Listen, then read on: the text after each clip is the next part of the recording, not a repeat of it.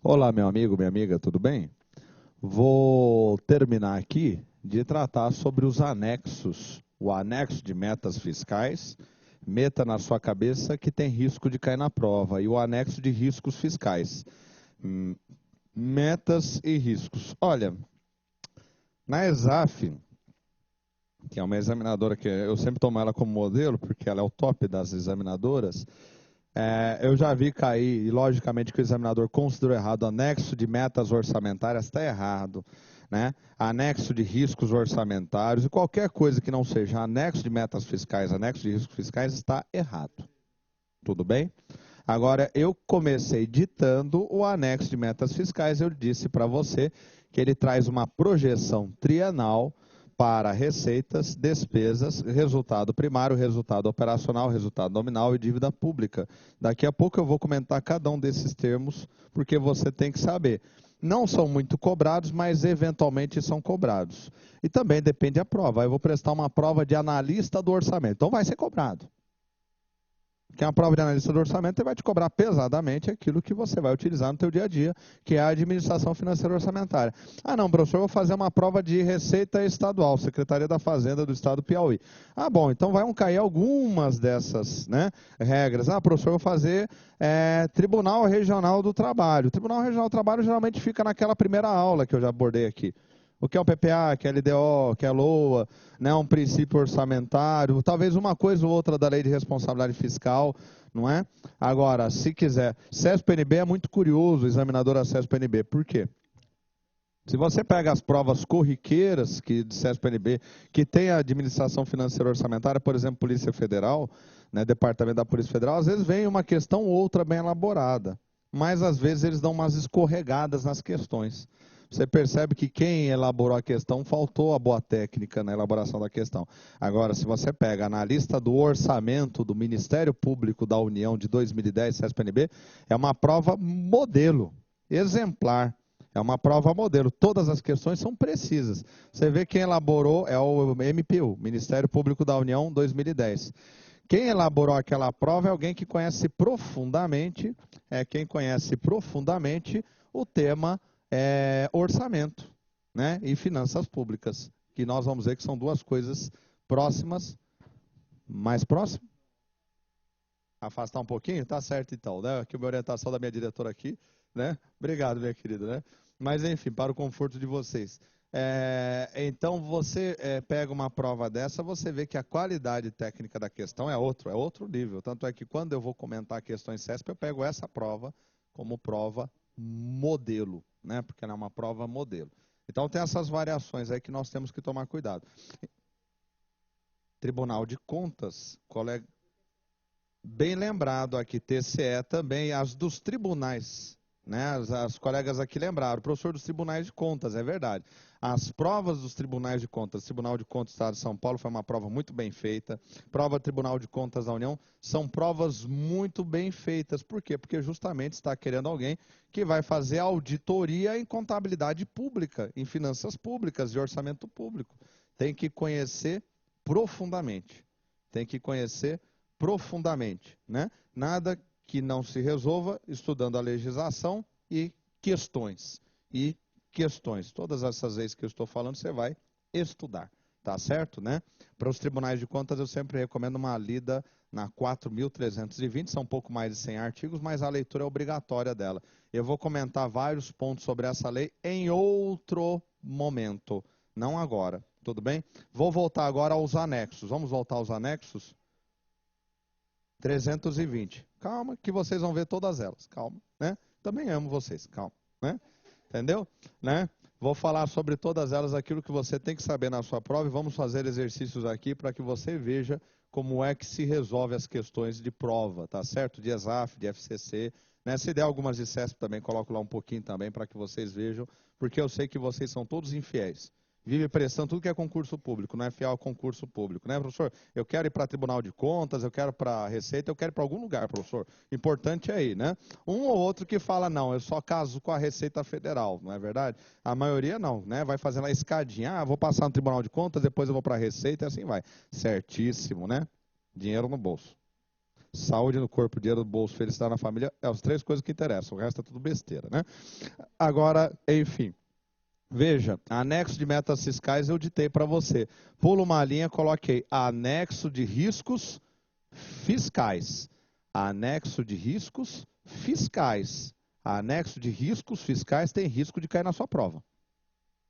Anexo de riscos fiscais. Puxa uma seta e coloque aí. Aponta para o exercício seguinte. Veja, aqui é para o exercício seguinte. Portanto, o ano, né, posterior. A LDO. O exercício seguinte. Os riscos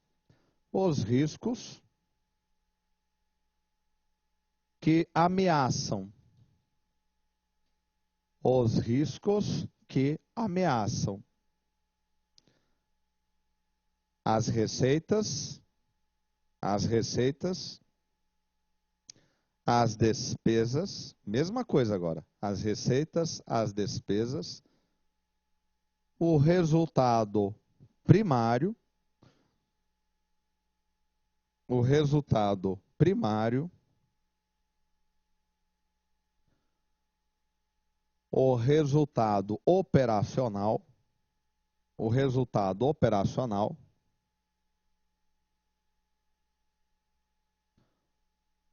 o resultado nominal e a dívida pública.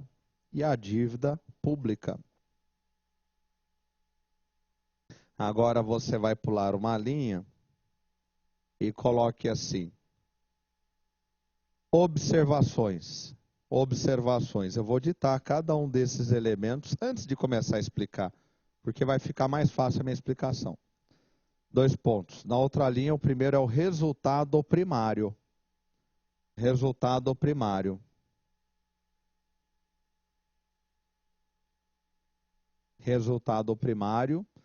é a soma das receitas com as despesas do exercício. Ponto.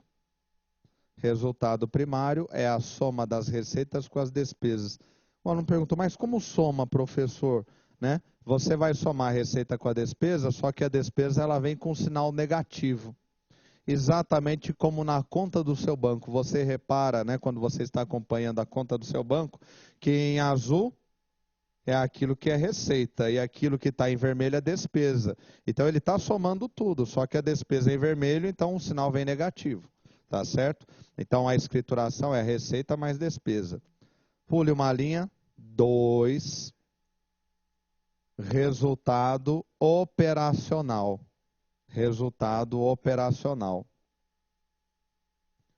O resultado operacional é a soma das receitas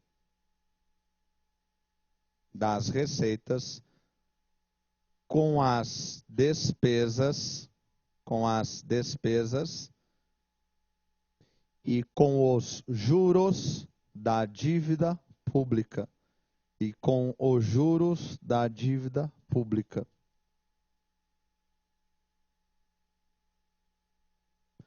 E aí você pule uma linha, coloque o terceiro, que é o resultado nominal.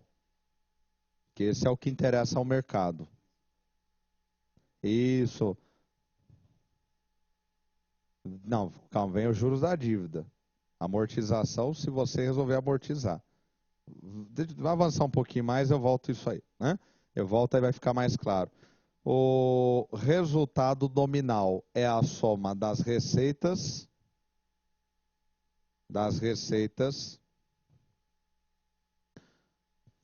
com as despesas com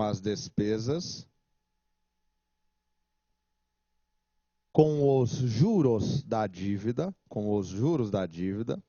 porque banco é banco, não é teu pai, não é isso? Então ele sempre cobra juros, com a correção monetária, mas nem isso eles perdem, com a correção monetária. com a correção monetária. E pule uma linha, por favor, e coloque aí o quarto conceito, que é dívida pública consolidada. Dívida pública consolidada, dívida pública consolidada ou dívida pública fundada. Dívida pública consolidada ou dívida pública fundada, o terror de todas as nações do mundo. A definição é bem simples. É o conjunto de obrigações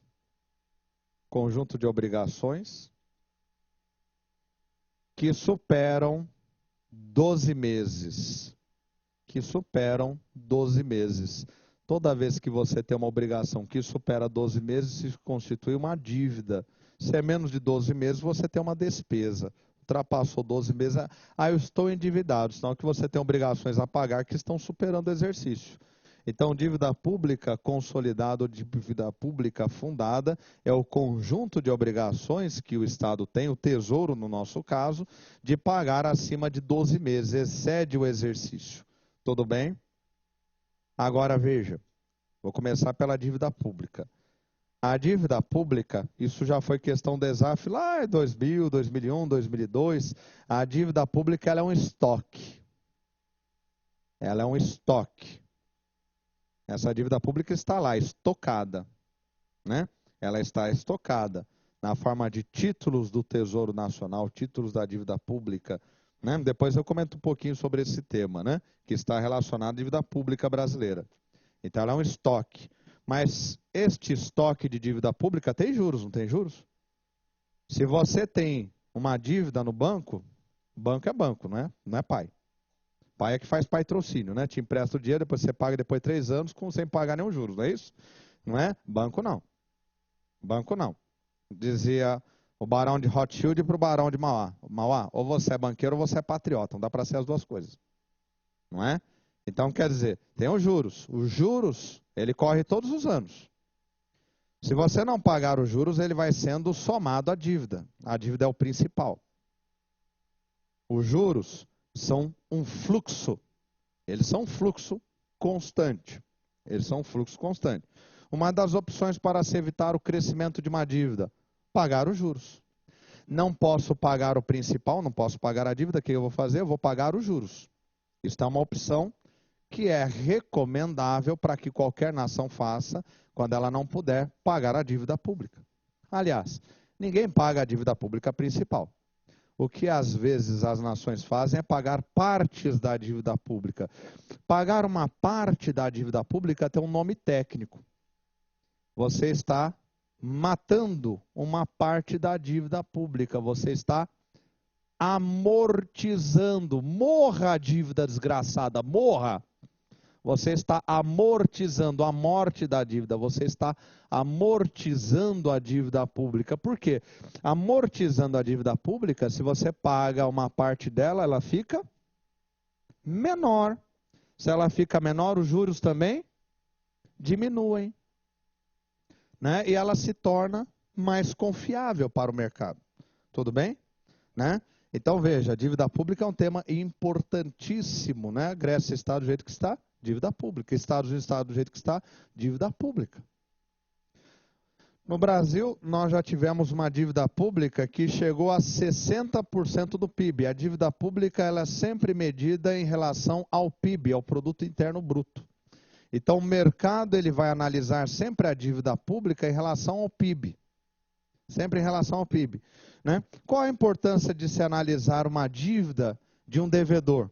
Quer seja uma nação, quer seja uma pessoa física. Eu vou analisar a capacidade desta pessoa, que seja uma pessoa física ou jurídica, de solvência, de pagar os juros, de pagar o principal. É isso que eu estou analisando. Então, em regra, se eu tenho um país que tem uma dívida pública pequena com relação ao seu PIB, este país ele se torna mais confiável perante todos os seus credores. Ele se torna mais confiável. Se um país tem uma dívida pública grega, britânica, italiana, americana, ele se torna menos confiável perante os seus credores. Agora, concorda que se é mais confiável, é mais fácil você investir ou mais fácil você emprestar dinheiro? E se é menos confiável, você vai ficar com muito mais cuidado. Você fala, eu não vou emprestar dinheiro porque não vai pagar. Eu não vou aplicar. E como é que está essa dívida pública? Qual é a composição da dívida pública consolidada ou fundada? A dívida pública consolidada fundada, ela é formada por títulos do Tesouro, que são colocados no mercado para negociação, o chamado mercado aberto, títulos do Tesouro e contratos de longo prazo. É isso que é a dívida pública. Diria para você que o grosso dela está na forma de títulos do Tesouro. E quem é dono dessa dívida pública? Todo mundo que adquire títulos do Tesouro. Você pode ser dono da dívida pública brasileira. Entra no Tesouro Direto, se cadastra e compre títulos do Tesouro Nacional. Títulos do Tesouro Nacional que foram emitidos pela Secretaria do Tesouro Nacional e estão sendo custodiados no Sistema Especial de Liquidação e Custódia lá no Banco Central. Não precisa guardar nada disso na minha matéria. Vou prestar Banco Central e Sistema Financeiro Nacional, o professor vai te explicar e você vai guardar tudo isso. Né? Porque ela cai, tem que saber o que é Selic, tudo isso. Né? Então, a dívida pública consolidada ou fundada, ela está na forma de títulos do Tesouro Nacional. E ela está custodiada, quer dizer, ela está guardada legalmente em um lugar. Esse lugar é uma câmara de compensação chamada Serviço Especial Liquidação e Custódia, encontra-se no Banco Central. Mas, professor, por que eu vou comprar um título do Tesouro? Se você me perguntou, é porque você nunca comprou. Se você comprou, eu não estou te explicando nada novo. Você vai entrar lá, você vai verificar que você adquirindo aquele título do Tesouro Nacional, ele tem um prazo de vencimento. Ele tem um prazo. E ele tem uma promessa de pagamento. Pode ser um título que já tem um preço pré-fixado e pode ser um pós-fixado. Se for pós-fixado, eu vou ter que esperar a economia andar e ver como é que vai variar a taxa Selic para saber quanto eu vou ganhar. Se ele é pré-fixado, na hora que eu adquirir este título, né, eu já sei exatamente quanto eu vou ganhar na data do pagamento. Então, eu, Marco Antônio, querendo, né, garantir um patrimônio para a minha família no futuro, o que eu fiz? Entrei lá no Tesouro Direto, me cadastrei, comprei títulos do Tesouro Nacional com vencimento em 3, 5, 6 anos. Porque eu já sei que vai ter uma remuneração lá na frente, melhor do que poupança, melhor do que alguns outros ativos. Então essa é a ideia. Agora veja, se o devedor ele é bom, que é o caso brasileiro, é um bom devedor, quer dizer, tem uma dívida pública relativamente de média para pequena, concorda que o risco de calote é menor? Como o risco de calote é menor, então ele vai oferecer o título do Tesouro para que o Marco Antônio compre, para que você compre, com uma remuneração menor. Não é? Menos risco, menos remuneração. Mais risco, mais remuneração. Por que o mercado de ações remunera tão bem? Porque você pode perder tudo, porque o risco é. Não é isso? Por que poupança remunera tão mal? Porque o risco é quase zero. Né? É assim a vida do capitalista, é a mesma coisa. Ser empresário ou ser empregado? Ah, mas empregado, a remuneração é baixa, mas o risco é zero? Quase zero. Se for na empresa privada tem algum, mas ele é pequeno. Agora, ser empresário, o risco é alto. Por isso você pode ficar rico e pode acabar na roda amargura. Não é isso, né? Se você é empregado, dá para garantir um carro 1.0. Se você é empresário, você pode terminar com a BMW, pode terminar totalmente falido e quebrado. O risco é total. Então, essa lógica funciona dentro do mercado também de títulos, de tesouro público. Então, logicamente, se eu quiser um título do tesouro público hoje que remunera muito bem, eu compro títulos da dívida pública grega. Vai remunerar que é uma beleza. Por quê? Porque ninguém quer comprar aquela porcaria. Quem quer título do tesouro? Só quem gosta de vida emocionante. Gosta de esporte radical. Por quê? Porque o risco de calote é brutal. Está quebrado o país. É brutal. Ah, eu não quero grego. Italiano, é um bom título. Compra o português também, pode quebrar aquela droga qualquer hora. A Espanha também, títulos espanhóis. Né? Por quê? Porque as dívidas públicas deles são maiores do que seus PIBs. Então, né, ninguém de bom senso, com poucos recursos, quer aplicar num país desse. Quer comprar títulos do Tesouro. Agora, títulos do Tesouro Nacional Brasileiro, todo mundo gosta. Por quê? Porque o risco é menor. No caso americano, há uma exceção, porque os Estados Unidos é aquilo que o general de Gaulle dizia, né? Tem o supremo direito de se endividar quase que eternamente. Por quê? Porque ele puxa o PIB mundial. Então, nos Estados Unidos é um título que tem um risco, mas ainda assim, comparado ao grego, tem um risco menor. Porque é um título que está lastreado no maior PIB do planeta e que todo mundo torce para dar certo, para funcionar. Né? No mundo inteiro, todo empresariado sério neste momento está orando para Obama conseguir fazer a economia americana pegar. Porque se a economia americana pega, é 25% do PIB mundial, mais ou menos, se os meus dados não estiverem muito desatualizados. Se os Estados Unidos funcionam, eles compram tudo da China, eles compram BMW da Europa, eles importam café do Brasil, eles importam da Argentina e eles puxam a economia mundial. Nos últimos anos, os Estados Unidos entraram em crise. Qual é a grande torcida do mundo? Para que os chineses consigam substituir uma parte dos Estados Unidos. Porque desde a Segunda Guerra Mundial, todo o crescimento mundial foi puxado pelos americanos. O problema de ter uns Estados Unidos quebrado é que ele não compra. Se ele não compra, eu não vendo. Vou produzir para quem? No Brasil, quem conseguiu substituir uma parte do que os Estados Unidos importavam são os chineses. Hoje são o nosso maior parceiro comercial. Por que o governo não combate a pirataria, não combate? Você quer perder um cliente desse? Né? O cliente vem na sua loja todo mês. Ele compra 20% da sua mercadoria, mas ele tem um péssimo hábito, ele faz xixi no canto da loja.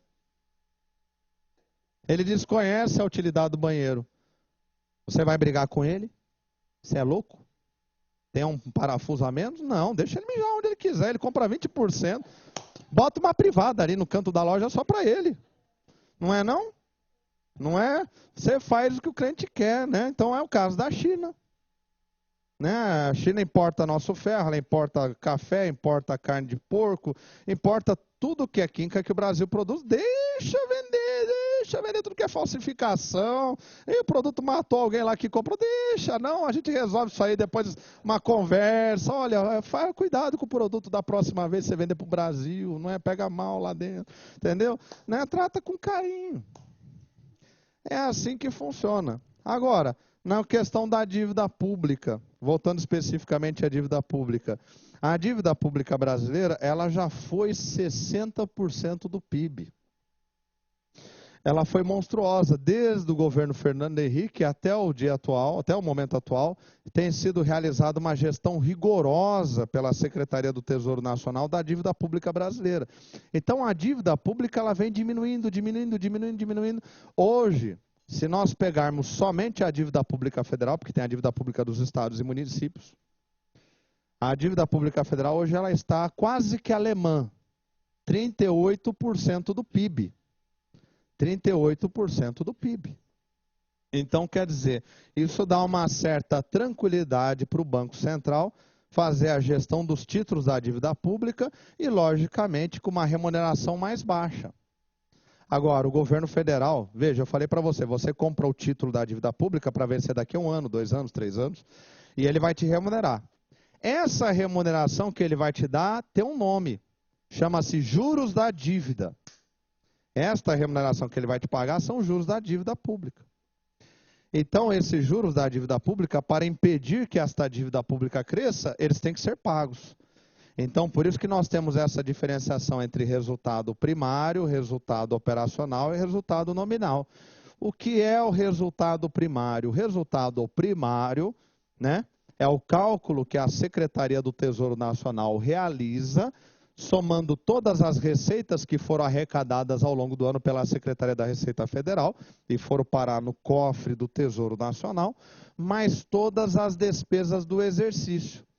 No final, por conta de um acordo com o Fundo Monetário Internacional, que é um acordo muito benéfico ao nosso país, nós somos obrigados a gerar uma sobra de caixa.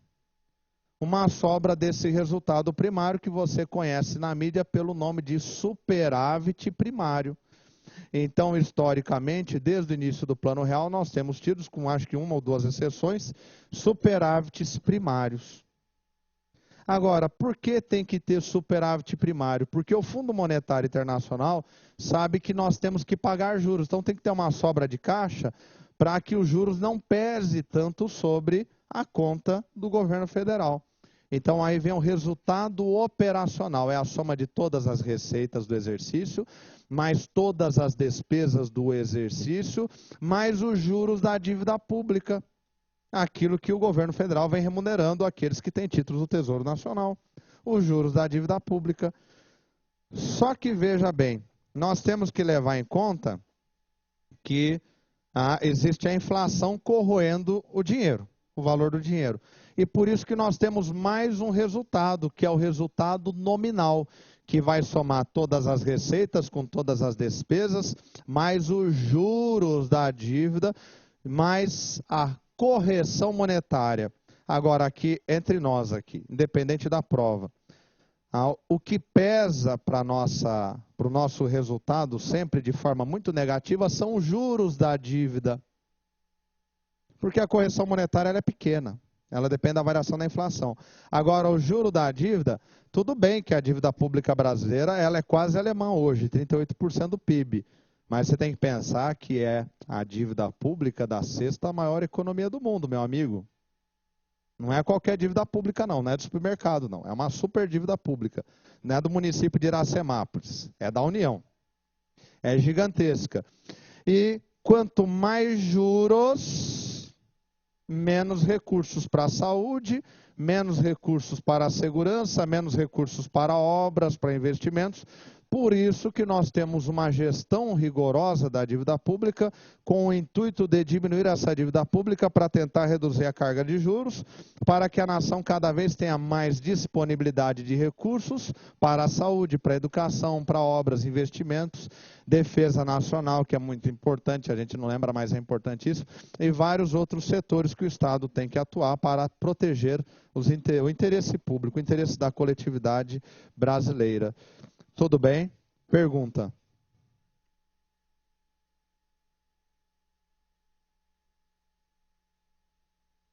Tudo bem. O Brasil, a colega perguntou qual a relação da dívida pública brasileira com o Fundo Monetário Internacional. Como o Brasil, no passado, foi muito remelento na gestão da sua dívida pública, né? E o Brasil precisou do Fundo Monetário Internacional nos anos 80, o Fundo Monetário Internacional cada vez começou a impor mais medidas restritivas no Brasil. Então, quando o Plano Real começa a ser implementado, o FMI vai fazer uma exigência. Tem que se implementar o equilíbrio fiscal no país, o equilíbrio fiscal, e vocês têm que reestruturar todo o seu sistema financeiro orçamentário. Houve toda uma reestruturação, nós vamos ver essa administração aqui em outra aula, não vai ser na aula de hoje, como é que funciona o MPOG, como é que funciona a Secretaria do Tesouro, eu vou mostrar tudo isso para você, porque é objeto de prova, cai na ESAF, cai na FCC, chove no CESP. Chove, mas chove que é uma coisa de louco, inunda, viu? Enfim, então, nessa época, o Fundo Monetário Internacional, nos anos 80, já obrigou uma reestruturação de todos os órgãos, de toda a administração financeira orçamentária, a legislação e tudo mais. E com o Fernando Henrique, o FMI deu mais uma apertadinha, falou, olha, você vai ajustar as contas no Brasil, e você vai gerar um superávit primário no país. Porque dessa forma, se você precisar de empréstimos emergenciais, nós vamos oferecer. E outra coisa, o Fundo Monetário Internacional é uma instituição muito séria. É um órgão multilateral criado lá no sistema Bretton Woods na década de 40, mais precisamente 44, 45, e que o papel do Fundo Monetário Internacional é o que o nome está dizendo, fundo de moeda, é socorrer países que estão com dificuldades de honrar suas obrigações, tanto internas como externas, principalmente externas.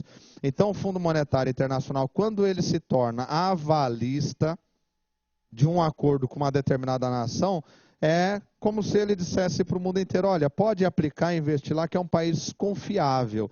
Então, por isso que o Brasil procura de certa maneira, honrar os contratos que ele tem com o FMI. E quando, né, o Lula quitou aquela dívida de 50 bilhões de dólares, que era o empréstimo dos anos 80, e depois ele colocou 1 bilhão no FMI, aquilo, aos olhos da comunidade internacional, aumentou mais ainda a credibilidade do país, né, tornando o país uma atração, um centro de atração maior de investimentos. Hoje, o Brasil está entre os 3 maiores centros de atração de investimentos do mundo. A China, evidentemente, a Índia, evidentemente, e o Brasil, porque são países com uma capacidade de crescimento e com capacidade de pagamento das suas obrigações externas, né? Logicamente que tem outros elementos que pesam, reservas internacionais, conjuntura política, né? Eu sou um investidor internacional, Jorge Soros, né? Eu vou verificar tudo isso, eu vou verificar, o país honra a sua dívida pública, paga os juros da dívida, tem equilíbrio fiscal, né? O sistema político é estável ou é uma ditadura alucinada? A economia está em processo de crescimento ou estagnação? Né? Porque quem aplica dinheiro é para ganhar mais dinheiro. Para que eu vou aplicar num país que não cresce? Se não cresce, não me dá renda. Se não dá renda, vou perder meu tempo. Vou procurar quem dá renda. Então, ele leva todos esses elementos e alguns outros em conta na hora de fazer seus investimentos. Tudo bem? Agora, vou retomar os anexos, porque eu já expliquei para você a dívida pública, o resultado primário, o resultado operacional, o resultado nominal. Então, veja, LDO tem que acompanhar obrigatoriamente 2 anexos. Essa é a pergunta mais clássica de concurso público. Anexo de metas fiscais, anexo de riscos fiscais. É fácil, meta na sua cabeça, tem risco de cair na prova. Né? Agora, se o examinador detalhar, que é mais raro, mas às vezes detalha, principalmente provas, Tribunal de Contas, Controladoria, não é? Às vezes Receita Federal ou alguma Receita Estadual, se ele detalhar no anexo de metas, quais são as metas trienais para arrecadação, para despesa? Quais são as metas para arrecadação e despesa? Resultado primário, resultado nominal e resultado operacional. E quais são as metas para o controle da dívida pública, para os chamados limites da dívida pública? E, logicamente, neste anexo, descrevendo tudo com dados do Banco Mundial, do Fundo Monetário Internacional, né, da FIPE, do Instituto de Pesquisas Econômicas Aplicadas, do IBGE, do CAGED, né, que registra cadastro de emprego, desemprego, Ministério do Trabalho, dados que comprovem esta tese, porque ali é uma tese, olha, o resultado primário para o ano 2013, no nosso anexo que está sendo aprovado, deve ser tal, para o ano 2014 deve ser tal, ano 2015, com base no crescimento econômico projetado, né, com base na atividade da indústria, da agricultura, do comércio, tudo detalhado. Tudo detalhado. Dessa forma, quando isto chega ao Poder Legislativo, na Comissão Mista do Orçamento, o técnico que está lá, que é um servidor público estatutário, vai explicar para o senador e deputado por que o governo federal acha que vai ter aquele resultado primário. Isso se o deputado ou o senador não tem conhecimento de economia. Se ele for um economista, às vezes alguns são, né, ele vai pegar aquilo e vai entender perfeitamente o que é que está naquele anexo de metas. Mas, professor, todo ano é para 3 anos? Todo ano é para 3 anos. Todo ano é para 3 anos. E isso me dá a oportunidade de ir corrigindo o rumo aos poucos. Então é como se eu estivesse numa estrada, eu usava muito essa metáfora antigamente, vou retomá-la, né? Eu estou dirigindo uma estrada com uma serração terrível, eu estou enxergando 100 metros e estou tentando imaginar os próximos 200 metros. Aí avancei 100 metros, estou enxergando mais 100 metros, mais ou menos, e projetando os próximos 200 metros. Então, por isso que é um anexo, ele é trienal. Agora, e os riscos? Gente, risco é imediato. O risco é no curto prazo.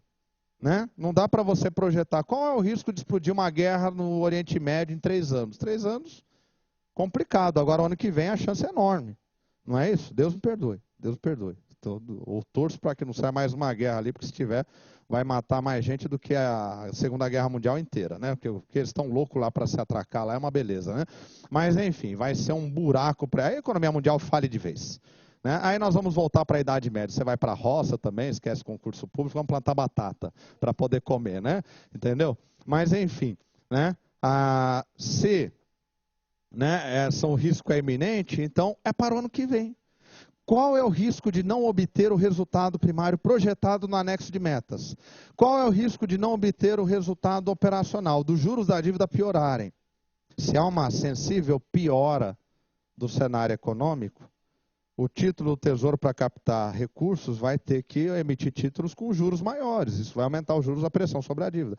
Qual é o risco que está ameaçando o resultado operacional? Qual é o risco da dívida pública ultrapassar o limite previsto? Então, é um anexo de riscos. E aí o que acontece? O Congresso aprova a Lei de Diretrizes Orçamentárias e à medida que o exercício seguinte começa a correr, 2013 vai correndo, ele vai acompanhando os dois anexos, a comissão mista vai observando o que está acontecendo na economia e vai, né, acompanhando, e se percebe algum desvio, chama a atenção do Poder Executivo, olha, cuidado com os limites da dívida, não estão... Vai cobrar explicações, vai chamar para tomar contas, né, tomada de contas e tudo mais, até imposição de alguma sanção. Então, por isso que nesta hora de preencher o anexo de metas e o anexo de riscos, o chefe do executivo e seus assessores são tão cuidadosos. São tão cuidadosos. Você percebe, pergunta minha, que o legislativo funciona como um fiscal? Ele funciona como fiscal do orçamento, ele funciona como fiscal de toda a execução orçamentária, toda a legislação. O tempo todo ele que está autorizando, ele que está controlando. Dá para perceber isso? Se não dá, nós vamos perceber daqui a pouco, porque eu vou falar sobre o controle externo e o controle interno, porque vai cair na tua prova. Né? Por hora, eu vou fazer a seguinte pergunta para a minha plateia, para você também, se tiver, manda dúvida aqui para a gente. Entendeu a LDO, entendeu os anexos? Vocês entenderam? Se não entendeu, eu explico do zero, eu faço qualquer coisa, eu pulo capoeira aqui, faço para você aprender. Fala. A colega perguntou daquelas 3 despesas, que a curiosidade de vocês, não falei qual era. Eu não falei, né? Agora eu vou falar, porque agora você já tem condições de saber, né? Lembra que eu falei para você que o orçamento é autorizativo. E existem, né? Se ele é autorizativo, portanto, o chefe do executivo pode anular algumas despesas. Menos 3. Menos 3. Onde é que estão essas despesas que não podem ser anuladas, professor? Elas estão no artigo 166 da Constituição Federal. Quais são as 3 despesas que não podem, ser alteradas? A primeira despesa que não pode... Caiu?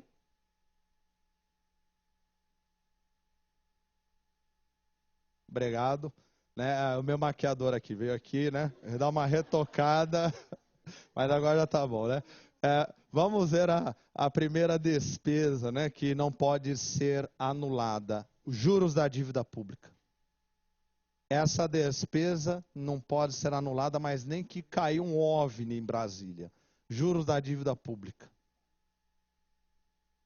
O Constituinte já colocou na Carta Magna. Juros da dívida. Às vezes, na sua prova, não vai cair juros. Vai cair com outro nome. O serviço da dívida. Apareceu na sua prova o serviço da dívida, é os juros da dívida pública. Serviço da dívida é o custo do serviço da dívida pública que é cobrado na forma de juros. Juros, diz o economista, é a remuneração do capital, não é isso? É um serviço. É o serviço da dívida. Professor, por que o Constituinte colocou os juros da dívida que não pode ser anulado? Porque abaixo de Deus o maior poder do universo chama-se sistema financeiro, meu filho. E se você não pagar o que lhe deve, meu amigo, olha, ele é pior que mafioso. Mafioso é tudo mocinha perto deles. Ele arrebenta teu país. Grécia. Por que a Grécia está afundando? Porque a Grécia está na iminência de não poder pagar os juros da sua dívida. E o pior ainda, né? Ela tem cada ano déficits fiscais imensos. Imensos. Um déficit fiscal grego de 6% do PIB. Eu não estou falando de dívida PIB, eu estou falando de déficit fiscal PIB, 6%. Mas pode vender o Partenon de Atenas, pode vender as ilhas gregas, pode vender todo mundo que eles não vão conseguir pagar a conta. E a Grã-Bretanha, se eu não me engano, tem uma dívida pública que é 120% do PIB. Pode vender Buckingham, pode vender a rainha da Inglaterra, Trafalgar Square, né? O que eles quiserem, né? Os atores todos, né? O Sean Connery, né? Tá certo que já está meio depreciado, mas dá para pegar alguma coisa ali, né? Sempre tem algum louco, né? Que quer, né? Alguém que é saudosista, né? Que não paga aquela dívida pública, mas nem que a vaca tussa, né? Então, juros da dívida. Segunda despesa que não pode ser anulada. Olha para você aí, ó. Encargos com pessoal. Tá me entendendo? Encargos com pessoal. A tua remuneração, meu filho. A tua remuneração não pode ser anulada. Encargos pessoal, tanto ativos como inativos. O servidor que está em atividade, como o servidor que já está aposentado. Então, não pode anular. Pode cair uma bomba atômica em Brasília, não pode anular despesas com encargo pessoal. Portanto, meu amigo, minha amiga, passou no serviço público, você está garantido para o resto da vida. É só não bater no chefe. Não é verdade, né?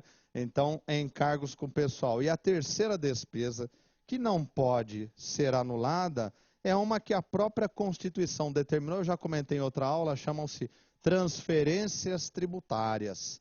As transferências tributárias são aquelas transferências tributárias constitucionais que estão no capítulo da ordem tributária da Carta Magna, artigos 158, 159 subsequentes.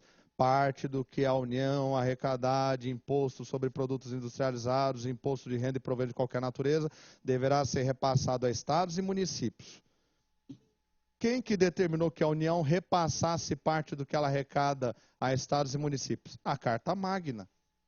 Olha, se a Carta Magna determinou que a União repassasse essa receita para Estado e município, então é lógico que a Carta Magna vai virar e vai falar: União, você não pode anular essa despesa. Arrecadou, entrega o que não lhe pertence. A arrecadação do tributo é da competência da União, mas parte da receita, a Constituição disse, pertence a Estado e município. A competência para arrecadar é da União, mas parte daquela receita vai para Estado e município. E para as 3 regiões, Norte, Nordeste e Centro-Oeste. Então, não pode ser anulada. Retomando, juros da dívida, encargos com pessoal e também as transferências tributárias constitucionais. E o resto, professor, pode anular? Tudo. Pode deixar servidor do Exército operando com um helicóptero velho? Pode. Pode deixar porta-aviões da Marinha com o motor pifado encostado na Ilha das Cobras? Pode. Pode deixar hospital sem remédio? Pode. Pode deixar escola sem professor? Pode. Pode deixar a ponte cair? Pode, do ponto de vista contábil financeiro, hein? Do ponto de vista contábil financeiro, você pode tudo. Você pode anular tudo. Outro dia eu estava vendo aí, outro dia até uns 2 anos. O senso de tempo aqui é outro, né? Outro dia eu estava vendo à tarde um programa muito educativo sobre, acho que era o da Atena. Acho que era o da Atena aqui de São Paulo, né? Alto nível, né? Enfim, né? E aí estava mostrando, eu fiquei muito emocionado ao ver 3 policiais militares no Pará combatendo um criminoso. O criminoso tomou como refém uma senhora, uma moça, né? E estava ameaçando atirar com a arma aqui no pescoço. Os 3 policiais foram em cima do criminoso, né? De peito aberto, 3 policiais militares, os caras gigantes, né? Foram os 3 com a arma para cima e era um criminoso suicida. Ele ia sair dali e saiu realmente morto. Não tinha outro jeito. Numa polícia de um estado, que é o estado do Pará, que foi sucateada no orçamento público, não tinha combustível para os automóveis, salário achatado, salário completamente, remuneração dos servidores públicos do Pará completamente achatada, né? Enfim, sucateado. Se eu não me engano, naquele ano, o orçamento público tinha cortado metade do orçamento da Polícia Militar do estado do Pará. E eu fiquei emocionado. Os 3 servidores ali, cumprindo a função deles, foram para cima do cidadão. 3 metros de distância dele, ele com a arma, ele virou no policial, a arma atirou na perna do policial umas 2, 3 vezes. O homem devia estar com a adrenalina ali em cima, ele nem sentiu. Ele ficou, quer dizer, não sentiu não, né? Sentiu a perna dele. Né? Mas ele continuou em pé e começou a atirar no cara ali em cima e tentando evitar de pegar a menina. Assim, foi um embate de uma tensão absurda. Aí outro policial veio por trás e atirou nas costas e o elemento caiu definitivamente. Menos um para encher o saco. Não tenho dó, não. Menos um para encher o saco, né? Mas você veja o servidor público cumprindo a sua função, sua missão funcional, dignamente, 3 heróis. 3 heróis. Tem que ser muito aplaudidos e respeitados, arriscando toda a sua vida, arriscando ficar numa cadeira de roça o resto da vida. Você pega aquela bala aqui no centro, na coluna, na base, vai ficar numa cadeira de rodas o resto da vida, num estado com um orçamento completamente sucateado. Quantas vezes você não viu aqui no estado do Rio de Janeiro, São Paulo também, mas Rio de Janeiro é muito sintomático, hospitais desabando. Desabando. Diagnóstico do Ministério da Saúde e Hospital do Estado do Rio de Janeiro. Não adianta reformar, tem que derrubar, fechar e fazer outro. Depreciação patrimonial por falta de manutenção. Né? Quantas vezes aqui em São Paulo nós vimos isso aí anos atrás, falta de merenda nas escolas. Quantos anos? Né? Então, quer dizer, pode-se anular as despesas praticamente todas, menos... Aí, Forças Armadas, então, não vou nem te falar, né? Exército sobrevoando a Amazônia com avião Búfalo. 50 anos de uso. Heróis. Verdadeiros heróis nacionais. Avião completamente sucateado. Eu estava no Rio de Janeiro quando o presidente Dmitry Medvedev veio visitar o presidente Lula no Copacabana Palace. Eu fiquei morrendo de vergonha. Andando nas ruas ali de Copacabana, você via os soldados do Exército Brasileiro, aquele parafal enferrujado, completamente sucateado. Devia ter uns 30 anos de uso aquilo ali. Se atirar, capaz de explodir na mão do soldado aquela porcaria. Não é verdade, né? Então, quer dizer, pode-se anular praticamente tudo, menos 3 despesas. Juros da dívida, o serviço da dívida, encargos com o pessoal e também as despesas das transferências tributárias constitucionais. Tenho certeza que agora você não tem mais dúvida nesse tema e eu estou encerrando ele, tá certo? Captei a telepatia do Brasil todo, sei que vocês não têm dúvida. Perguntas? Pode falar.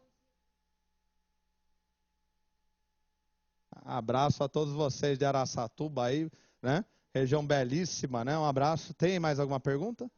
Só isso, né? Então, um abraço a todos vocês aí, né? Adoro o interiorzão desse país, né? Se Deus quiser, em 2 semanas eu estou indo para o interior também. Estou indo para outra cidadezinha até. Araçatuba é grande, pelo amor de Deus, né? Mas eu estou indo perto de Limeira ali para Iracemápolis. Quem quiser me encontrar, pode procurar eu Iracemápolis de bermuda e sandália. Entendeu? E camiseta regata, né? Mostrando esse belíssimo físico meu, né? Mas enfim, né? Passa ainda puxando todos os R, vai ser uma delícia. Agora veja, gente, eu vou falar sobre o controle. Já que eu andei falando várias vezes do papel do Congresso, então eu vou falar, aliás, controle. Vou falar sobre o controle primeiro. Eu vou mudar um pouco a ordem da minha própria aula, né? Porque eu sempre falei do ciclo orçamentário antes do controle depois. Eu vou começar pelo controle. E quando eu falar de ciclo orçamentário vai ficar mais fácil ainda.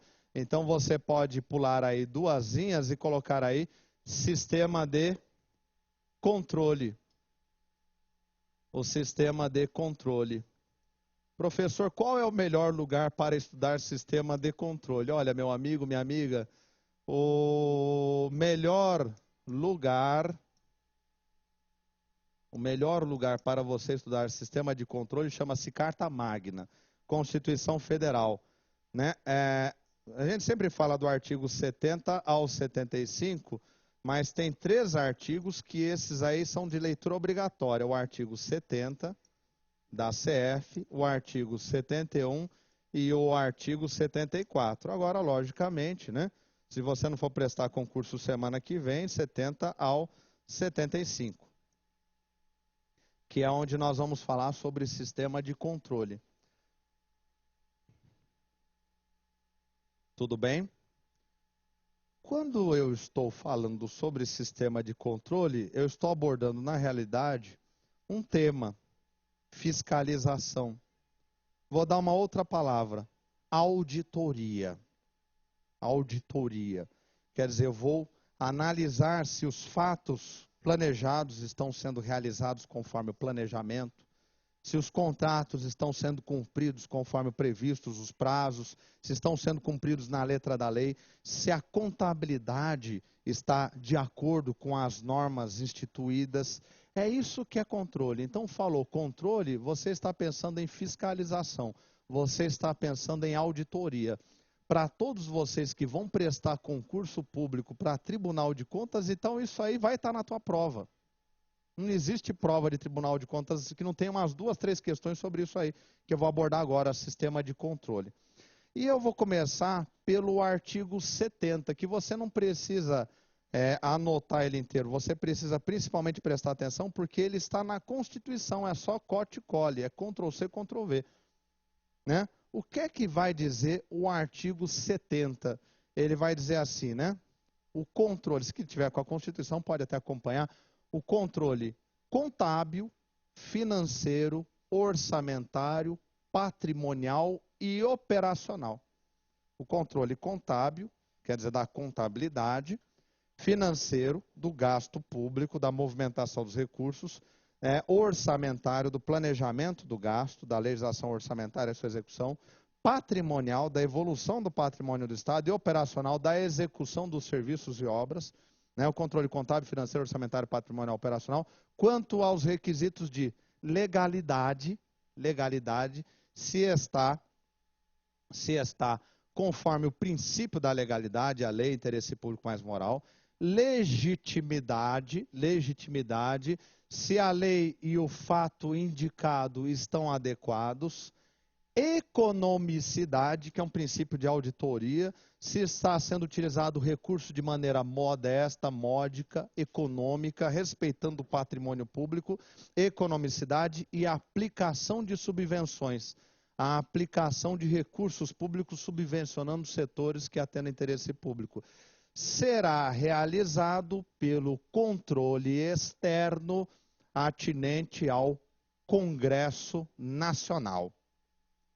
Então, quando eu pensar, artigo 70 da CF, quando eu falar em controle externo em nome de Jesus, você vai guardar que controle externo começa no artigo 70 com o Congresso Nacional.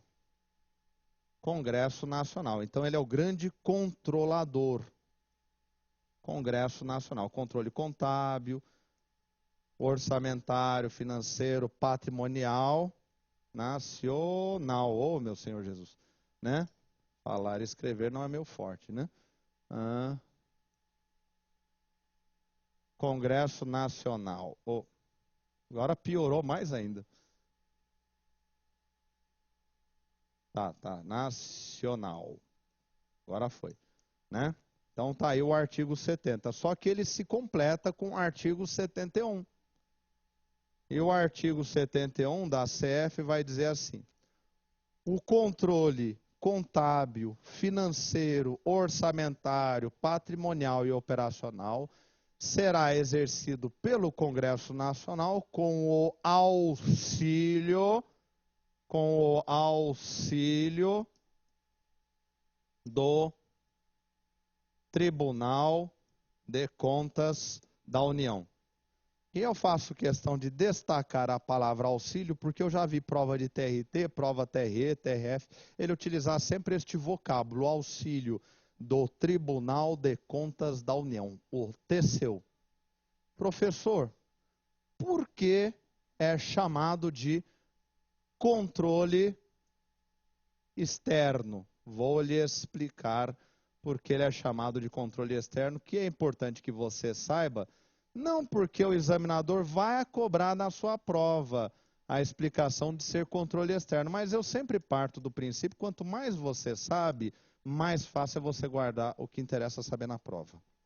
Então, se chama controle externo toda vez que a auditoria, que a fiscalização é realizada por uma entidade que está fora da entidade fiscalizada. Então, como aqui nós temos um poder, que é o poder legislativo, que está fiscalizando os órgãos e entidades do poder executivo e também do poder judiciário e do Ministério Público, trata-se de um controle externo, é um poder fiscalizando os órgãos dos outros poderes. Professor, agora eu vou lhe fazer uma pergunta, né? Estou recebendo aqui uma mensagem telepática desta dúvida. né? E quando o próprio TCU fiscaliza o Poder Legislativo, aí você não vai anotar isso, mas você vai entender. Aí quando ele está fiscalizando o próprio Poder Legislativo, trata-se de um controle interno. Mas como o examinador se baseia muito na Constituição na prova, então eu quero que você guarde o que está na prova, na Constituição. O controle contábil, financeiro, orçamentário, patrimonial operacional será exercido, artigo 70, pelo Congresso Nacional, quanto à legalidade, legitimidade, economicidade e aplicação de subvenções, com o auxílio do Tribunal de Contas da União, no artigo 71. E eu sempre recomendo que no 71 você dê uma lida nos 11 incisos, que são as grandes 11 competências do Tribunal de Contas da União. Eu vou comentar uma outra que me chama a atenção e que eu já vi em prova. Por exemplo, né? Tribunal de Contas da União, ele age de ofício, por iniciativa própria. Então, se ele perceber que há uma irregularidade em um órgão, se ele perceber que há uma irregularidade em uma entidade, né, no uso de recursos, bens públicos da União, ele poderá, de ofício, portanto, de iniciativa própria, iniciar aquela auditoria. Ele também vai agir mediante provocação. O 71 vai dizer isso claramente. Provocação de quem, né? Da Câmara, do Senado Federal, né? De um outro poder. E no 74, num outro artigo, que daqui a pouco eu vou comentar ele, parágrafo 2º, ainda foi acrescentado esse parágrafo 2º dizendo assim: qualquer pessoa física, sindicato, partido, é parte legítima para provocar o Tribunal de Contas da União. Sendo bem sintético, o Tribunal de Contas da União funciona ou inicia sua auditoria de iniciativa própria ou provocado por qualquer pessoa. Porque se é qualquer pessoa física, partido, né, sindicato, associação e depois pelos poderes, pela Câmara, pelo Senado, então qualquer um pode provocar o Tribunal de Contas da União. Aí você pega o regimento do Tribunal de Contas da União, você tem que ir lá preencher com seus nomes, dados e fazer a sua denúncia, logicamente. Então, por exemplo, eu que estou no município de Londrina, percebi que a prefeitura está construindo uma ponte com dinheiro que vem da União, repasse federal. Desconfio que existe ali algum desvio. O que é que eu faço? Procuro o Tribunal de Contas da União e vou fazer a minha denúncia. Tecnicamente dizendo, ele vai pegar essa denúncia e vai começar um processo de auditoria. Professor, mas por que o senhor colocou tecnicamente? Você não conhece a administração pública? Como é que você faz sem servidor público? Né? Tribunal de Contas da União também é desfalcado. Outra coisa que eu vou comentar sobre o Tribunal de Contas da União. Quando ele percebe que há uma irregularidade, ele tem competência constitucional, está nos incisos, para dar prazo para ser regularizado aquele ato. Então ele comprova uma irregularidade num contrato, num procedimento de licitação, no certame licitatório, ou então num convênio federal, ele vai dar prazo para ser regularizado. E se aquele prazo não for regularizado, ele tem competência para assustar aquele ato. Ele tem competência para assustar aquele ato. É quando aquela obra pública ela é suspensa. Ela para. Detectou-se uma irregularidade, o prazo não foi cumprido, ele tem competência para assustar aquele ato. Outra também, Tribunal de Contas da União, logicamente, em todos os seus atos, ele vai emitir parecer. O que é que são parecer? São relatórios. Ele vai emitir parecer, vai enviar para a Câmara e para o Senado Federal. De todos os seus atos, ele vai emitir parecer, qualquer auditoria vai enviar para a Câmara e para o Senado Federal. E outra competência que ele também tem, para provocar as autoridades competentes, na forma da lei. Para provocar as autoridades competentes, na forma da lei. Então, se o Tribunal de Contas da União detectar uma irregularidade muito grave, ele pode provocar, por exemplo, Ministério Público da União. Ele pode provocar, por exemplo, Ministério Público da União. Então veja que o Tribunal de Contas ele tem um poder gigantesco. Só tem um péssimo patrão. Congresso Nacional. Que lamentavelmente, muitas vezes, transforma muitas das auditorias do Tribunal de Contas da União numa bela pizza. Entendeu? Mas para nós isso não interessa. O que interessa é que você vai pegar o artigo 71, vai dar uma lida no artigo 71 e vai dar uma lida nos 11 incisos. E outra coisa, alguns comentários sobre o Tribunal de Contas da União. Primeira coisa, que tem que tomar um cuidado. Raras vezes abordado em concurso, mas já vi em concurso. O Tribunal de Contas da União não é, de fato, um tribunal, no sentido poder judiciário. Tribunal de Contas da União não é um tribunal. Não trata-se de poder judiciário. Né? A melhor definição para um Tribunal de Contas, ele é um órgão de auditoria externa. Ele é um órgão de auditoria, no caso federal, formado por 9 ministros. 9 ministros. Né? Isso você vai encontrar no artigo 72 e 73. Parte indicada pelo chefe do Executivo, parte indicada pelo Congresso Nacional e aprovado pela maioria absoluta do Senado Federal. Ministros que têm que ter pelo menos 10 anos de experiência e profundos conhecimentos, além de moral ilibada, na área financeira, orçamentária, contábil. Portanto, é gente que tem grandes conhecimentos técnicos. Curiosidade, com base no regimento do Tribunal de Contas da União. Um desses ministros é eleito pelo conselho que forma o Conselho de Ministros do Tribunal de Contas da União para ser o seu presidente. Um deles é eleito para ser seu presidente. Outra coisa também que é curiosidade, mais curiosidade do que matéria de concurso. Né? Você não precisa até Brasília para provocar o Tribunal de Contas da União. Vai na capital do seu estado. O Tribunal de Contas da União tem um órgão em cada capital da federação. Estado de São Paulo, na capital de São Paulo, Rio de Janeiro, capital do Rio de Janeiro, na Bahia, em Salvador, em Fortaleza, no Ceará e assim por diante. Então, este é o papel do Tribunal de Contas da União. Tem um poder imenso. Você vai verificar quando abordar agora o artigo 74. Tudo bem sobre o chamado controle externo? Tem que ficar, porque controle externo cai na tua prova. Então, o que é que o controle externo faz? Uma fiscalização. Quer ver? Vou pedir uma licença para o professor de Direito Constitucional. Vou pedir uma licença para o professor de Direito Constitucional. Muitos mestres, quando definem Direito Constitucional, nos livros e nas aulas, eles vão falar para você, né? Os 3 poderes, artigo 2º, são independentes e harmônicos entre si. E aí ele vai explicar que cada poder tem a sua função típica e a sua função atípica. Função típica é a função de poder. Função para a qual o poder foi instituído pela Carta Magna. E função atípica é aquela função, também chamada de secundária, é aquela função que o poder precisa operar para poder ser operacionalizável. Então, função típica do legislativo, vai dizer alguns mestres, legiferar, elaborar leis. E função atípica, administrar, julgar e assim por diante. Função típica do Poder Executivo, administrar, executar. Função atípica, normatizar, também fazer os seus julgamentos. Por exemplo, um processo administrativo disciplinar. No Poder Judiciário, função típica, aplicar a lei ao caso concreto, que é o julgar. Né? Aplicar a lei ao caso concreto. E função atípica também, elaborar normas e administrar. Agora, tem outros mestres que, quando chega no Poder Legislativo, eles vão falar função típica do Legislativo: legiferar, legislar e fiscalizar. Legiferar e fiscalizar. Estes mestres, quando falam que a função típica, os dois estão certíssimos. Né? Mas, por exemplo, tem um que é professor de Direito Constitucional e ele é professor de Direito Administrativo.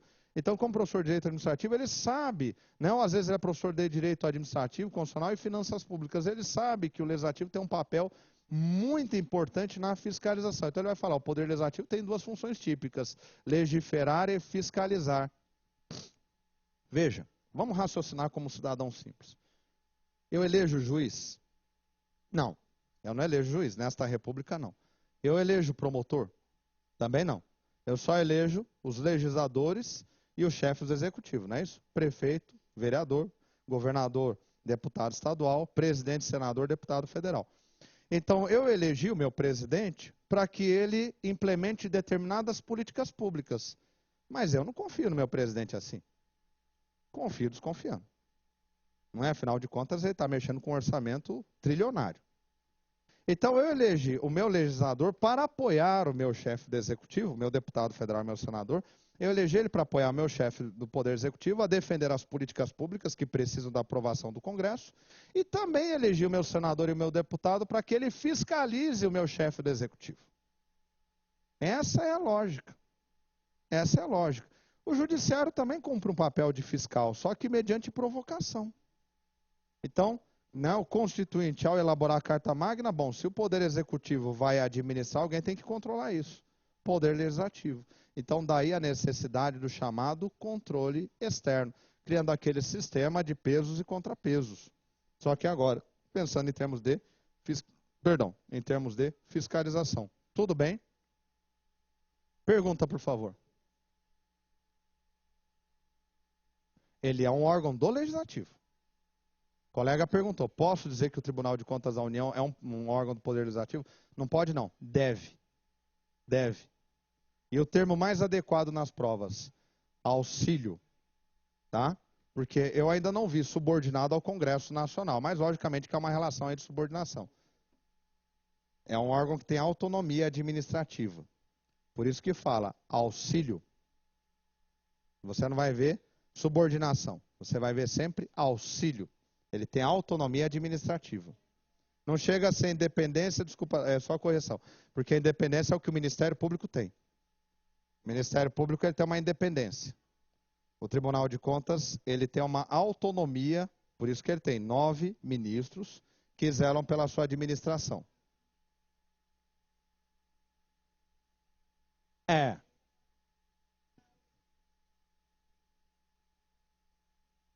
Ele tem isso. O professor de Direito Administrativo disse perfeitamente correto.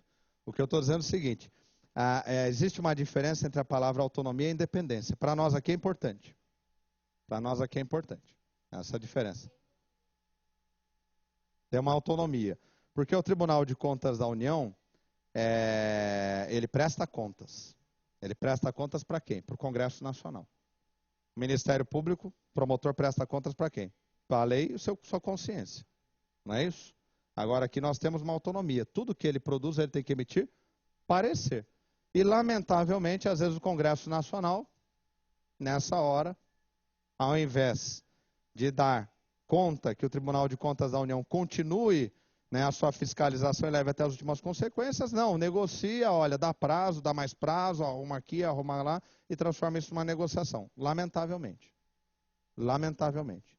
E isso acontece com os tribunais de contas dos estados também. Outra coisa, Tribunal de Contas, para você que vai prestar vários concursos públicos, tem o Tribunal de Contas da União, tem os TCEs, Tribunais de Contas dos Estados. E os municípios? A Carta Constitucional permitiu apenas 2 tribunais de contas municipais. O de São Paulo, do município de São Paulo, e o Tribunal de Contas do Rio de Janeiro, da cidade do Rio de Janeiro. E os demais municípios, professor, quem que faz auditoria nos municípios brasileiros? Os tribunais de contas estaduais. Então, a competência para realizar auditoria nos municípios do seu estado é do Tribunal de Contas do seu estado, estadual.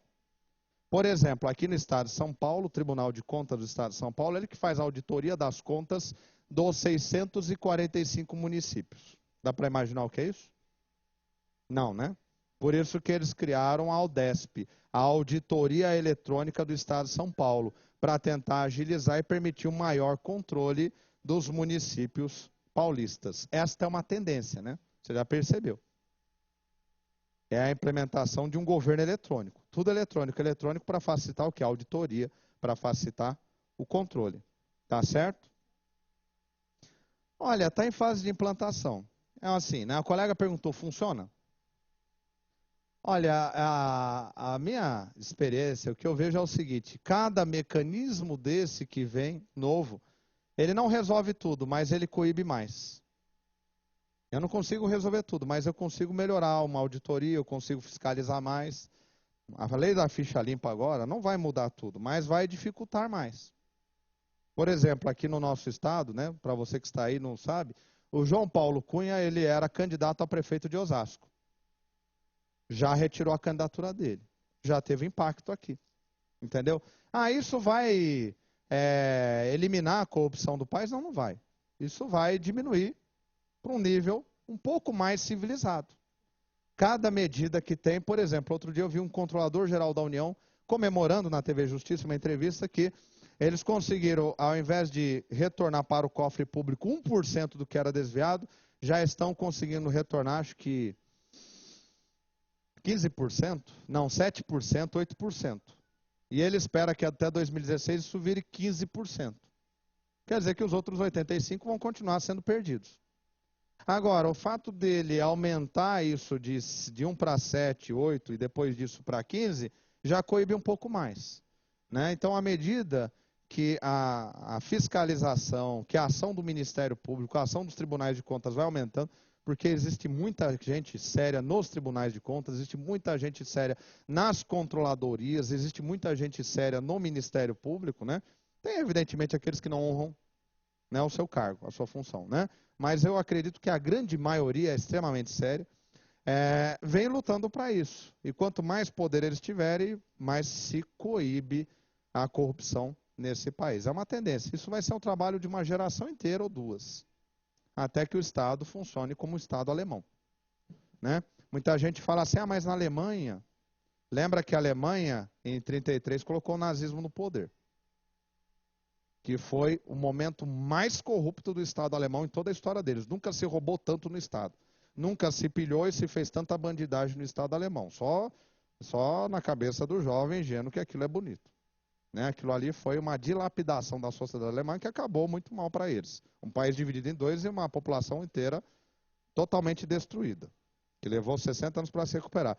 Então, depois da Guerra Fria, né, começou a Guerra Fria, que eles estudaram o povo alemão, que o povo alemão se tornou um povo mais preparado e realmente conseguiu criar uma máquina pública, né, que hoje é considerado um modelo respeitado no mundo inteiro. Né? Então, é um processo de evolução. Outra coisa, pouca gente sabe, né, o FBI foi criado na década de 30 pelo Franklin Delano Roosevelt. Por quê? Para combater o excesso de desvio do orçamento público norte-americano. Então, o Estado do Bem-Estar Social repassava muito dinheiro para os estados americanos, para os municípios, os condados, como eles chamam, né? E havia muito desvio público. Então, a Polícia Federal Americana, o FBI, ele foi instituído, logicamente, combatia a máfia, combatia isso e aquilo, como aqui também. Mas, principalmente, para combater desvios do orçamento. Pergunta para um delegado federal que você conhece, policial federal, qual é a principal atividade da Polícia Federal? Combater corrupção. Combater corrupção. Uma parte pequena da Polícia Federal vai combater narcotráfico, né, crimes que pegam, né, o território nacional, mas o grosso mesmo, tenho colegas que trabalhavam aqui na Polícia Civil do Estado de São Paulo, passaram para a Polícia Federal e falaram, olha, realmente o salário é bom, a remuneração é bom, o lugar é bom, mas eu não aguento mais de tédio. Porque o trabalho dele, tanto é que nas provas do delegado federal já está vindo contabilidade. Já está vindo contabilidade. Por quê? Porque ele é uma espécie de fiscal. Né? O papel dele é esse. Então, à medida que essas instituições vão se fortalecendo, né, vai melhorando o sistema. Bom, mas vamos adiante para aquilo que cai na prova, que é o artigo 74. Se o artigo 70, 71 é o controle externo, o artigo 74 é o controle interno. É o controle interno. O que é que vai dizer o artigo 74? Ele vai dizer muito categoricamente: os poderes legislativo, está lá no teu texto magno, né? Os poderes legislativo, executivo e judiciário manterão um sistema integrado de controle interno. Os poderes legislativo, executivo e judiciário manterão um sistema de controle interno. Via de regra, quando cai em concurso, é isso que cai. O que é que cai mais? O controle externo. O controle externo cai com muita frequência. E o controle interno? Mais raro, mas tem que saber. Né? Aí vai dizendo os incisos, né? Entre outras coisas, né? Vai fazer o controle do quê? Da eficiência e da eficácia dos planos e programas nacionais, regionais e setoriais.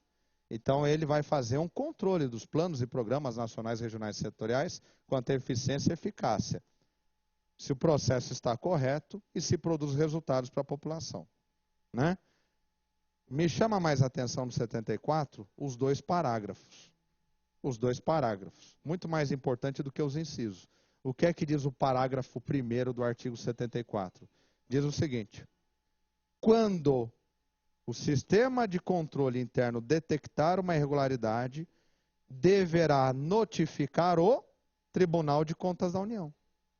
Deverá notificar o Tribunal de Contas da União, sob pena de responsabilidade solidária.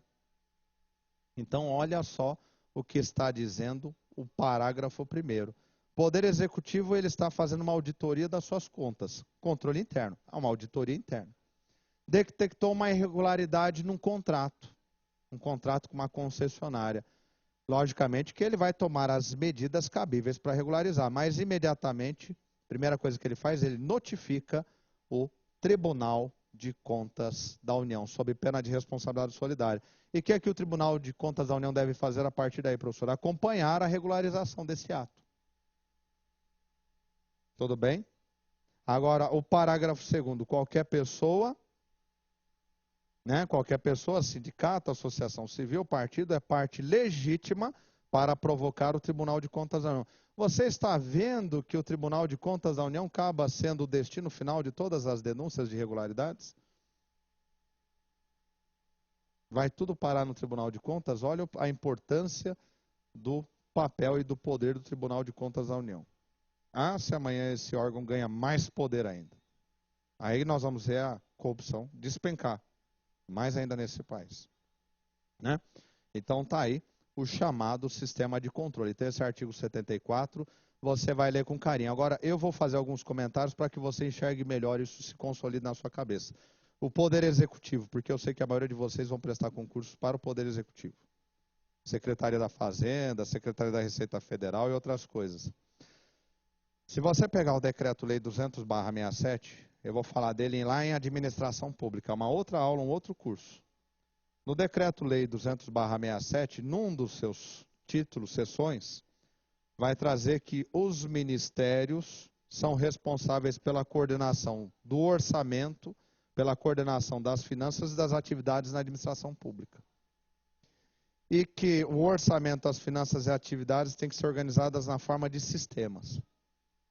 Por que isso, professor? Porque antes do Decreto-Lei de 1967, os ministérios prestavam serviço.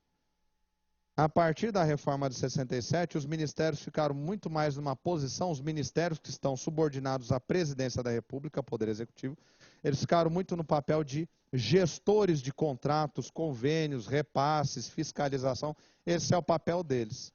E aí vai dizer o Decreto-Lei 200/67, dentro de cada ministério existe um órgão de controle.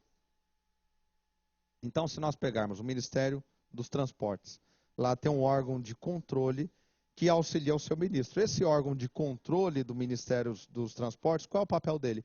Realizar auditoria de toda a contabilidade, de todos os contratos que tem competência o Ministério dos Transportes. Se eu pegar o Ministério das Minas e Energia, ele também tem um órgão de controle interno que auxilia o seu ministro e que também faz auditoria de todos os seus contratos, toda a sua contabilidade, sua evolução patrimonial, de tudo que está relacionado à sua competência. E é assim para o Ministério do Planejamento, é assim para o Ministério da Pesca, a Secretaria da Pesca, é assim para o Ministério da Defesa, cada ministério tem o seu órgão de controle. Agora, aqui entre nós, esses órgãos de controle, eles têm relação com um gigantesco órgão de controle no Poder Executivo que tem status de ministério, porque ele é subordinado ao presidente da República, chama-se Controladoria Geral da União. Agora fica fácil saber o papel dela, né? O que a Controladoria Geral da União faz? Ela que, de certa forma, coordena toda a fiscalização interna do Poder Executivo. Então, quando é detectada uma irregularidade num órgão de controle, por exemplo, detectou-se um contrato irregular no Ministério dos Transportes, ele informa a Controladoria Geral da União e já informa o Tribunal de Contas da União. Então, veja que tem toda uma estrutura de controle montada em cima disso para coibir os excessos, os erros, desvios e irregularidades. Por isso que algumas provas de concurso público, eu já vi isso em administração financeira orçamentária, eu já vi isso em administração pública e, se eu não me engano, professor de direito administrativo pode dizer se já viu, em prova de direito administrativo que fala sobre o controle, a diferença no setor público e setor privado. que lembra muito aquela diferença que o mestre Eli Lopes Meirelles coloca sobre a legalidade no setor público e setor privado. Vamos lembrar a legalidade no setor público e privado? No setor público eu só posso fazer o que a lei permite ou determina, não é isso? Diz o mestre Eli Lopes Meirelles. No setor privado eu posso fazer tudo o que a lei não proíbe. E com relação ao controle, olha só que paralelo, né, que existe. No poder público, o controle, a fiscalização, o controle é exaustivo. E no setor privado, não. E uma vez um aluno falou, mas no setor privado não é muito mais rigoroso? Não. Porque no setor privado, quem faz o controle da empresa? Se é uma SA, é o seu conselho fiscal. Ele que faz o controle. Se é uma empresa que tem um titular só, o dono de uma padaria, ele que faz o controle. Ele percebeu irregularidades, ele que arruma. E no poder público, não, eu tenho controle interno, eu tenho controle externo. Se eu vou no poder executivo, eu tenho a Controladoria Geral da União e tenho um controle dentro de cada ministério. Uma controladoria em cada ministério. Se eu for no legislativo, eu tenho o Tribunal de Contas da União. No Poder Judiciário, hoje eu tenho o Conselho Nacional de Justiça. E tenho seus órgãos de controle nos tribunais também, que eu não sei como funcionam ainda. Eu precisaria pegar uma hora, sentar e estudar, mas mera curiosidade, porque não cai em concurso, então para mim não interessa. Começou a cair em concurso, eu fico muito interessado. Não, é a Controladoria Geral da União que se reporta ao TCU. É o inverso. O TCU que é o topo da cadeia alimentar na controladoria. Quando você pensar em controladoria, é o Tribunal de Contas da União. Pena que o Tribunal de Contas da União se reporta a alguém que está acima. Congresso Nacional. Congresso Nacional. Por isso que eu não falo, nunca vi o termo aplicado e não uso. Ah, é o órgão máximo de controladoria. Eu não gosto de usar esse termo, por quê? Porque ele se reporta a alguém. Mesma coisa no Poder Judiciário. O CNJ é o órgão máximo do Poder Judiciário? É o STF. Não é isso? É o STF. Por sinal, muito criticado neste aspecto, né, de controle. Fala, menina.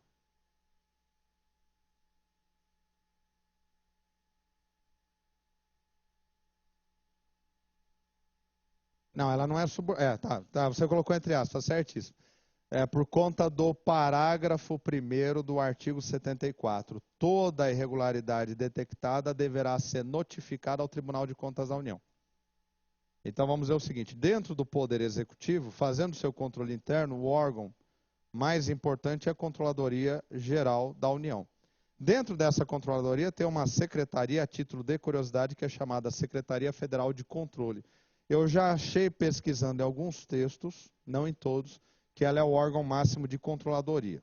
Porque ela está dentro do Tribunal de Contas, mas ela está no topo da Controladoria Geral da União. Então, né? Certamente Secretaria Federal de Controle. Então a palavra final é dela. Se a palavra final é dela no Poder Executivo, então ela é o órgão máximo de controle no Poder Executivo. Agora, por força do parágrafo 1º do artigo 74, toda irregularidade detectada no poder deve ser notificada a quem? TCU. TCU. Então, quem que determinou o TCU como fim de todas as irregularidades para ser fiscalizado? A Constituição. A Carta Magna. Daí esse poder imenso que o Tribunal de Contas da União tem. Pergunta, jovem.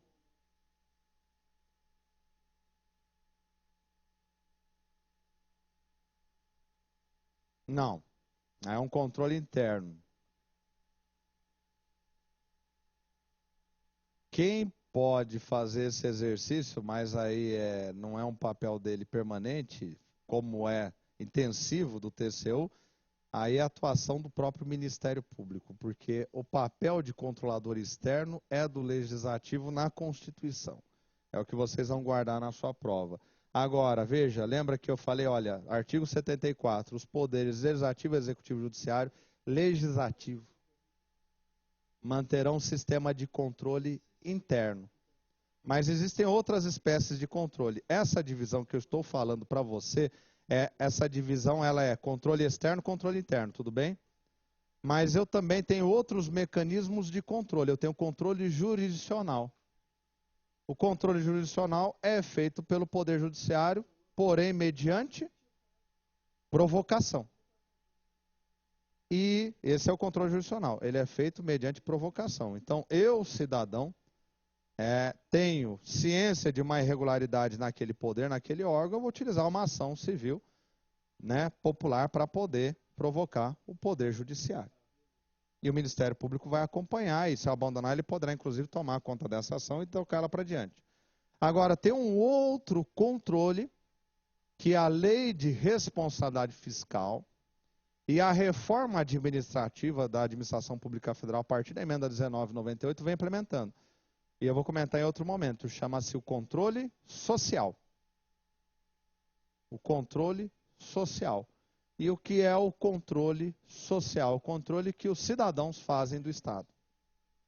O cidadão hoje tem um poder imenso de fazer o controle do Estado. Comparado com a nossa evolução histórica, nunca teve tanto poder, né? Parece um presidente falando, né? Nunca teve tanto poder para fazer o controle do Estado, né? O momento de viragem, isso é a Lei de Responsabilidade Fiscal. Então, o cidadão, e também a emenda 1998, que vai alterar a Carta Magna, você já tinha ação civil popular. Aí agora tem lá, artigo 74, parágrafo 2º, qualquer pessoa física, qualquer cidadão, é parte legítima para provocar o Tribunal de Contas. Ou você provoca o Tribunal de Contas, ou você vai provocar lá o Ministério Público, ou você vai entrar com a ação civil popular. Então, para proteger o patrimônio público, os princípios da administração pública e assim por diante. Né? Então, o controle social vem crescendo. Uma pergunta ingênua que eu vou fazer, qual a tendência no Brasil? Aumentar o poder do sistema de controle, ou diminuir? Aumentar. Aumentar. O dia que a curva da corrupção virar para baixo, eu vou comemorar muito, o dia que a curva da corrupção virar para baixo, aí talvez esse sistema de controle pare de ser reforçado. Mas até lá, a tendência do controle é cada vez maior.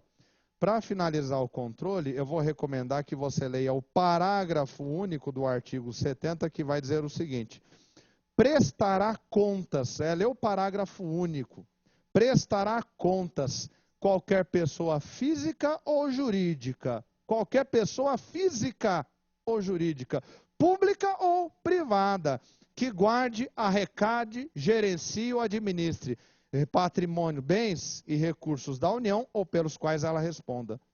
Pegou dinheiro, R$1 da União, pode ser cobrado a prestar contas, pode ser chamado a prestar contas. Um beijo, um abraço, até a próxima. Para todos vocês.